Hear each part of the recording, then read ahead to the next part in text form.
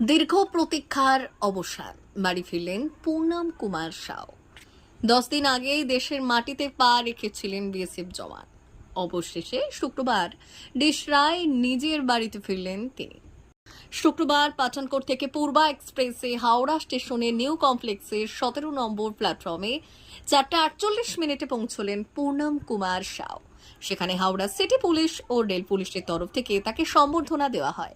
এদিন তাকে দেখতে হাওড়া স্টেশনের 17 নম্বর প্ল্যাটফর্মে সাধারণ মানুষের ভিড় ছিল চোখে পড়ার মতো। ফুলের মালা ও জাতীয় পতাকা নিয়ে ভারতীয় জওয়ানকে শুভেচ্ছা জানান তারা। পরে কড়া নিরাপত্তায় বিকেল প্রায় 5:30 নাগাদ হাওড়া স্টেশন থেকে তার গাড়ি বাড়ির উদ্দেশ্যে রওনা দেয়। এই দিন তিনি বললেন, ভারত আগে ছিল এবং আগেই থাকবে। আমি দেশে ফিরে এসেছি এবং বাবা মায়ের কাছে, পরিবারের কাছে ফিরছি। এর জন্য আমি ভীষণ খুশি।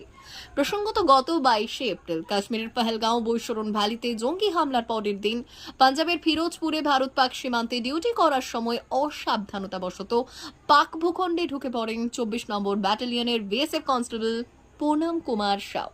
পাক রেঞ্জার্সের হাতে তিনি বন্দী হন। এরপর তাকে মুক্ত করার জন্য ভারতের বিএসএফ এবং পাকিস্তান রেঞ্জার্সের মধ্যে শুরু হয় ফ্ল্যাগ মিটিং। বিএসএফ এর পক্ষ থেকে পুনমের পরিবারকে আশ্বস্ত করা হয় যে কোনো মূল্যে তাকে দেশে ফেরানো হবে। রাজ্যের মুখ্যমন্ত্রী মমতা বন্দ্যোপাধ্যায় একাধিকবার পুনমের স্ত্রীকে ফোন করে আশ্বস্ত করেন। এরপর গত 14 মে পুনম সাউকে মুক্তি করে পাক রেঞ্জার্স। আটারি ওয়াগা বর্ডার দিয়ে দেশে ফেরানো হয় তাকে। অবশেষে শুক্রবার ডিশরায় নিজের বাড়িতে ফিরেছেন পুনম সাউ।